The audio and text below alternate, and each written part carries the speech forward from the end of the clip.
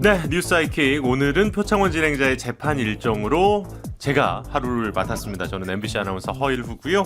자, 한 주 동안 이슈의 중심에 섰던 수많은 말말말 한자리에 모아서 정리해 보겠습니다. 금주의 말말말 시사인의 김동인 기자 그리고 미디어인권연구소 뭉클의 이봉우 연구원 함께 하겠습니다. 어서 오십시오. 네, 안녕하세요. 네, 안녕하세요. 네, 자 그럼 김동인 기자께서 준비한 얘기부터 한번 들어볼까요? 네, 이태원 참사 국정조사를 앞두고 여전히 난항이 계속되고 있습니다. 이 과정에서 여전히 유가족들의 고통이 이어지고 있는데요. 이 와중에 좀 네. 저희가 좀 믿기 어려운 소식들도 조금씩 들려오고 있어서 예. 관련된 말말말 준비해봤습니다. 한번 들어보시죠. 네. 그날 우리나라에 이태원 그 참사 일어난 날 우리나라 정부는 없었어요. 없었고 그저 제가 본 용산사저 광경처럼 그저 나라 한 분 지키는데 온 전력이 다 쏟아 있다는 느낌을 받았고요.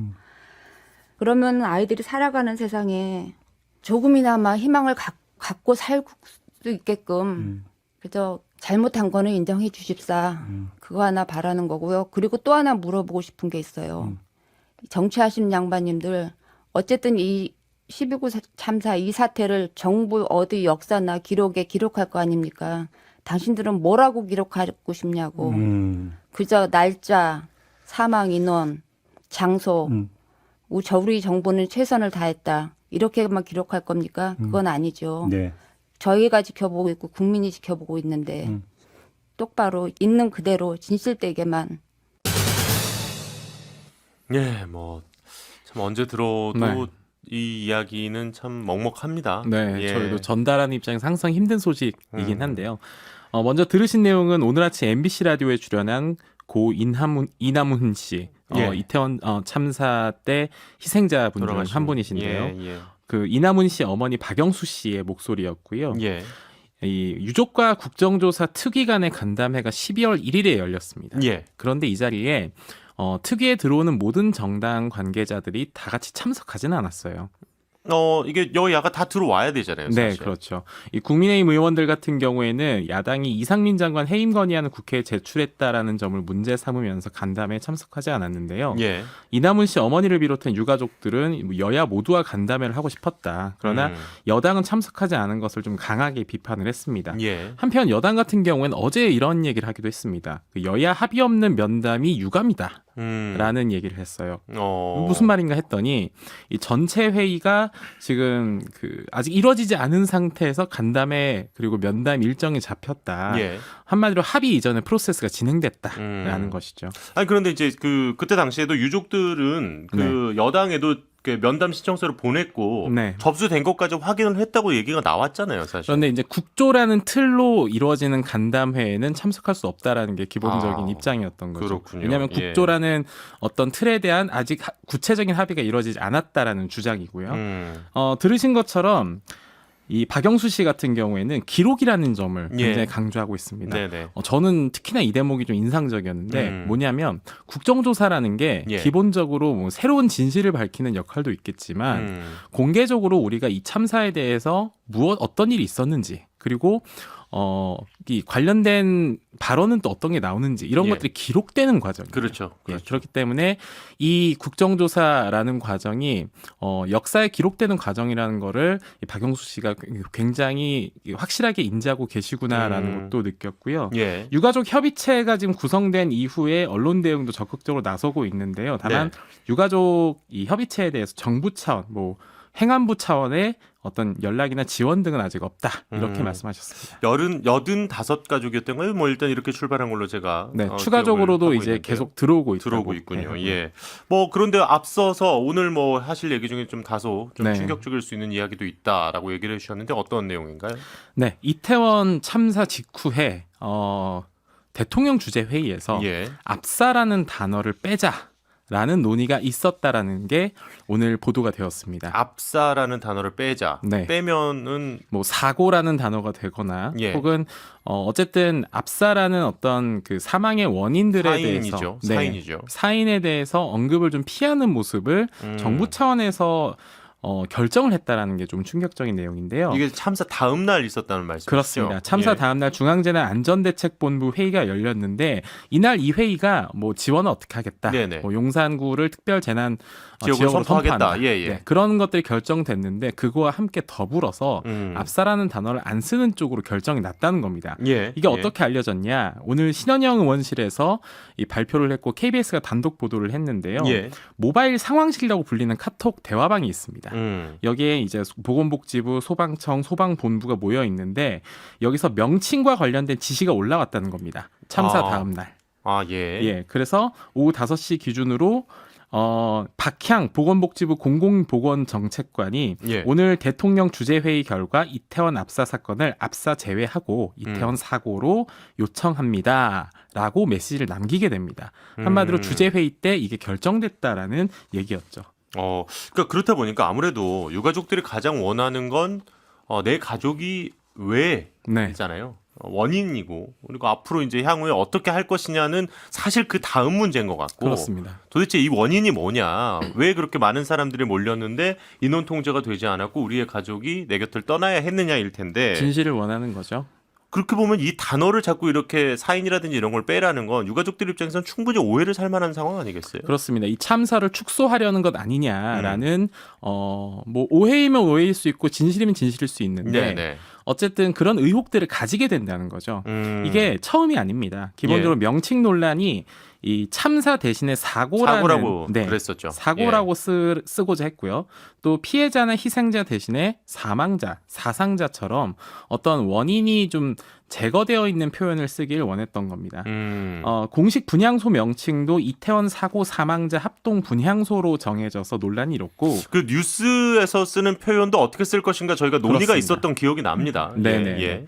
그래서 또 행안부가 10월 31일에 공문에서도 이태원 사고 사망자로 부르도록 공문을 보내기도 했습니다. 네네. 물론 이건 나중에 11월 8일에 한덕수 총리가 뭐 참사라고 볼 수 있겠죠라는 식으로 이제 발언을 하긴 했죠. 네네네. 어쨌든 이런 명칭 논란이 일어나는 것 자체가 이 정부에서 이 책임이 존재하는 참사에 대해 조금 더 이 파장을 좀 축소시키려는 것 아니냐 이런 의심을 들게 하는 상황입니다. 이봉우 연구원 보시기에는 어때요? 이 압사라는 단어를 빼라 이 지시 이건 어떻게 보십니까?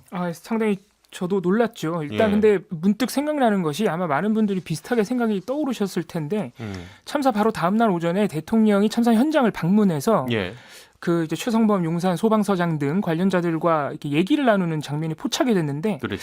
거기서 대통령이 압사라고 내진탕 같은 게 있었던 게 아니고 이런 발언을 한 게 조금 논란이 된 적이 그랬죠. 있어요. 네네네. 그래서 그거를 떠올려 본다면 혹시 그 정부가 처음부터 이 사건의 원인에 있어서 압사라는 명백한 사실을 조금 받아들이기 힘들어했던 거 아니냐. 거기서부터 뭔가 그 사태 인식에 문제가 발생했던 거 아닌가. 예. 좀 그런 걱정까지 좀 됩니다. 사실 이제 유가족들이 가장 원하는 건 일단은 원인 규명이 1번일 네. 거면 두 번째는 어쨌든 책임지는 사람이 있어야 된다라는 그렇습니다. 건데 아직까지 명확하게 이제 우리 행정기관에 책임지는 분이 안 나오고 있다 보니까 그렇다 보니까 이제 이상민 장관의 거취를 두고도 계속해서 정치권의 논란이 좀 가중되는 거 아니겠어요? 예, 그렇습니다. 특히나 이상민 장관에 대해서 국회 차원에서 어떻게 대응을 할 것이냐를 두고 이 국회 안에서도 논란이 이어지고 있는데요. 네. 더불어민주당이 오늘 의원총회를 열고 이 이상민 장관에 대한 문책을 어느 정도 수위로 결정할 것이냐 이걸 논의했습니다. 네. 결론은 해임 건의안을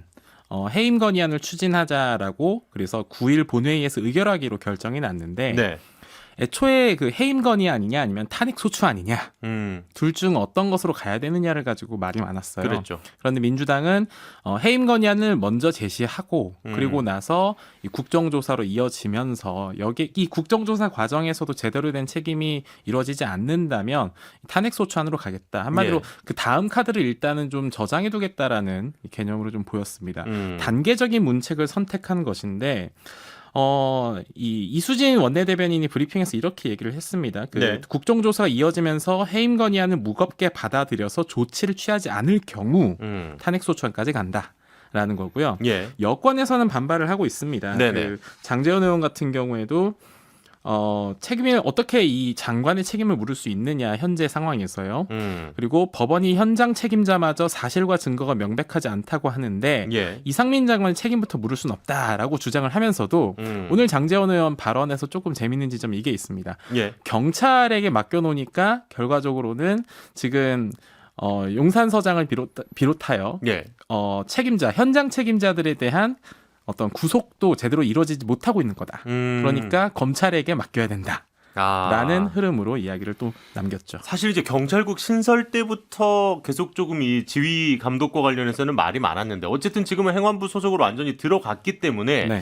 행안부 장관이 그 책임에서 완전히 벗어날 수 없다라고 많은 분들이 또 생각을 하시는 것 같더라고요. 그렇습니다. 게다가 이상민 장관 같은 경우에는 이 참사 직후에 네. 말실수가 한번 크게 있었기 때문에 그랬죠. 여기에 대한 어쨌든 장관은 정무직입니다. 그렇다면 정무직은 우리가 늘공어공이라고 하는데 네네, 그렇죠. 어쩌다 공무원이 된 정무직 같은 경우에 네네네. 사실은 이 자리에 대한 책임이 책임이라는 것은 곧 사표를 의미하기도 합니다. 네. 그래서 이런 사태가 적극적으로 본인 먼저 이루어지지 않은 것에 대한 비판이 이루어졌죠. 네. 자, 다음 말 넘어가 보겠습니다. 이봉우 연구원은 어떤 거 준비하셨습니까? 네, 언론과의 전쟁이라는 키워드인데요. 예. 최근 대통령실과 한동훈 법무부 장관이 잇따라 언론을 상대로 고발을 하거나 아니면 아주 강경한 발언을 이어가고 있습니다. 네. 어제도 고발했다는 소식이 들려왔는데 먼저 어떤 사안인지 어제적 YTN 보도로 들어보겠습니다. 윤석열 대통령 부부가 입주한 한남동 관저. 이곳을 확정하는데 역술인 천공의 입김이 작용했다는 의혹이 나왔습니다. 천공이라고 하는 사람이 거기를 둘러보고 그리고 나서 육군참모총장 관저가 아니라 한남동 외교공간으로 바뀐 것에 영향을 준 게 아닌가 이런 추정을 해볼 수도 있겠네요. 당시에 천공이 다녀가고 나서 외교부 장관 공간으로 바뀌었다. 이 선후 관계는 확실하다는 거죠. 대통령실은 명백한 가짜뉴스라며 김종대 전 의원과 김어준 씨를 허위사실 유포에 의한 명예훼손과 그 공모 혐의로 경찰에 고발했습니다. 지난달 캄보디아 순방 당시 김건희 여사 사진이 조명을 켠 컨셉 사진이라고 주장한 민주당 장경태 의원을 고발한 데 이어 두 번째 법적 조치입니다. 네. 대통령 관저 이전 위치 결정에 무속인인 천공에 개입했다는 의혹에 대통령실이 바로 고발을 했군요. 예, 그렇습니다. 들으신 내용은 12월 5일 TBS 뉴스공장에서 김종대 전 정의당 의원이 이제 진행자인 김호윤 씨와 전화 인터뷰를 한 내용인데 예. 들으신 바대로 김종대 의원은 그 국방부 고위 관계자한테 들었다 이런 증언을 이렇게 전제하면서 3월에 육군 참모총장 공관과 서울 사무소에 이 천공 무속인으로 알려진 천공이 김용현 경호처장과 함께 동행해서 먼저 둘러보고 예. 이 선후 관계로 보면 그런 다음에 관저 위치가 한남동에 있는 외교부 장관 공관으로 바뀌었다 이렇게 주장을 했어요. 이에 대해서 대통령실은 곧바로 천공은 관저 이전에 아예 개입한 적이 없고 예. 김용현 경호처장도 천공과는 일명의치도 없다 강하게 반박하면서 예. 가짜 뉴스로 규정을 했고요. 가짜 뉴스에 일관된 원칙으로 법적 대응하겠다라고도 밝혔는데 바로 하루가 지난 어제 경찰에 고발을 한 겁니다. 예. 그런데 여기서 눈에 띄는 것은 의혹을 제기한 김종대 전 의원뿐만 아니고 예. 인터뷰, 그러니까 질문을 한 김어준 씨까지 공모 혐의로 같이 고발을 했어요. 그러니까 이렇게 되면은 질문을 한 인터뷰까지 그 범죄의 공모자라고 해버리면 예. 앞으로 언론이 과연 의혹 보도, 의혹 제기를 조금이라도 할 수 있겠느냐? 입막음 아니냐? 당장 그 얘기를 듣자마자 제가 무슨 질문을 해야 될지 상당히 난감하군요. 예. 네, 바로 그런 지적들이 나오고 있습니다. 그래요. 그리고 또 이제 유튜브 매체 더 탐사와 계속 이제 공방을 벌이고 있는 한동훈 법무부 장관인데 그러면서 또 이제 이 의혹 제기를 했던 김의겸 의원과 네. 함께 이 10억 원의 손해배상 청구 소송도 제기를 했잖아요. 네, 이것도 어제 알려진 사실인데요. 이른바 청담동 술자리 의혹을 제기한 더 탐사 기자 그리고 제보자 예. 그리고 10월 24일 국정감사에서 이 의혹을 얘기했던 김의겸 의원에게 다 합해서 10억의 손해배상 청구 민사소송 제기했고요. 형사고소는 먼저 했고요. 그렇습니다. 예. 그러니까 두 가지 형사 민사를 모두 같이 건 거죠. 건 것이죠. 예, 예. 그리고 또 오늘 더 탐사의 사무실에 대한 압수수색도 이루어졌다는 소식이 있고요. 예. 사실 지난주에도 저희가 한동훈 장관 소식을 전해드렸는데 이게 다 이어지는 내용입니다. 그렇죠. 그 소위 말하는 청담도 술자리 의혹을 취재하는 과정에서 뭐 관용차에 허락 없이 따라붙었다던가 지난 11월 말에는 자택에 좀 무단으로 침입했다. 예. 이런 것 때문에 고발 그렇습니다. 예. 그래서 무단침입, 스토킹 처벌법도 다 한동훈 장관이 고발을 했고요. 법원의 접근금지 명령까지 있었는데 여기서도 한동훈 장관이 더 탐사를 향해 민주당 뒷배를 믿고 있는 정치 깡패다라는 어. 강경 발언을 했었고 예. 대통령도 불법엔 고통이 따른다는 걸 보여줘야 된다 이런 얘기를 한 적이 있습니다. 사실 이제 뭐 그러니까 가택 침입이냐 아니냐 뭐 이제 법원에서 또 결정이 나겠습니다만은 이 현직 법무부 장관이 본인의 의혹 제기 때문에 언론사를 직접 고발하는 일은 상당히 좀 드물잖아요. 네, 사실 저도 지금 현직 법무부 장관이 이 자기 의혹 때문에 이렇게 바로 언론사와 제보자까지 고발한 경우가 처음이라고 저도 얘기는 들었는데 예. 김동인 기자님께 이게 맞는지 그러니까요. 정말로 이런 적이 없었는지 예. 한번 여쭙고는 싶더라고요. 혹시 뭐 비슷한 의도도 좀 사안을- 궁금합니다. 현직 네. 기자시니까. 네.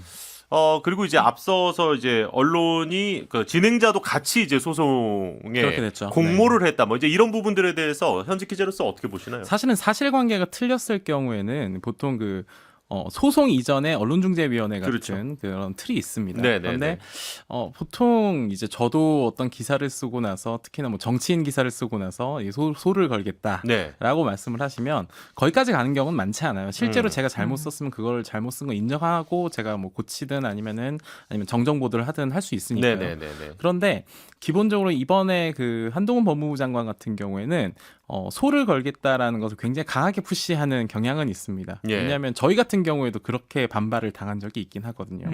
그래서 어떤 사실관계가 틀린 게 아님에도 불구하고 예. 그리고 반론도 달라고 얘기했는데 처음 들어온 반론은 이거는 장관 개인 일이니까 이미 청문회 때 소명됐다. 예. 라고 예. 반론이 나와서 그 반론을 실었는데 제대로 된 반론을 싣지 않았다라고 하면서 나중에 또 항의가 들어오기도 하거든요. 그러니까 이게 굉장히 빈도가 잦아졌고 어떤 그 역치라고 해야 되나요? 예, 예, 예. 임계점이 굉장히 낮아졌다라는 인상은 듭니다. 그러니까 일단은 반론 들을 테니까 의견 주시죠 하면 그 매체랑은 얘기 안 해요. 네. 이제 이렇게 얘기를 한 다음에 왜 반론을 제대로 싣지 않았느냐라고 네. 이제 문제를 제기할 수 있다라는 거죠. 예, 그런 예. 경우도 많다는 거죠. 사실 이제 대통령실도 계속해서 그러니까 지금 강경한 기조를 갖고 있습니다. 거의 두 번째로 의혹 제기에 고발을 하고 또 가짜뉴스 법적 처벌 연일 강조하고 있어서 계속 얘기가 나오고 있어요. 그렇습니다. 그 최근에 11월 말부터 지금 이 시각까지 대통령실에서 공식적으로 가짜 뉴스를 엄단하겠다. 네. 가짜 뉴스를 추방해야 한다. 이런 식의 입장이 나온 것만 벌써 4번입니다. 예, 그러니까 예. 한 2주 사이에 4번이나 나왔는데 그 중에서 가장 대표적인 게 대통령이 직접 11월 28일에 얘기했던 예, 예. 그 출근길 문답에서 네네네. 도스태핑이라고 그렇습니다. 뭐 예. MBC가 국익을 훼손해서 네네네네. 악의적인 보도를 했다.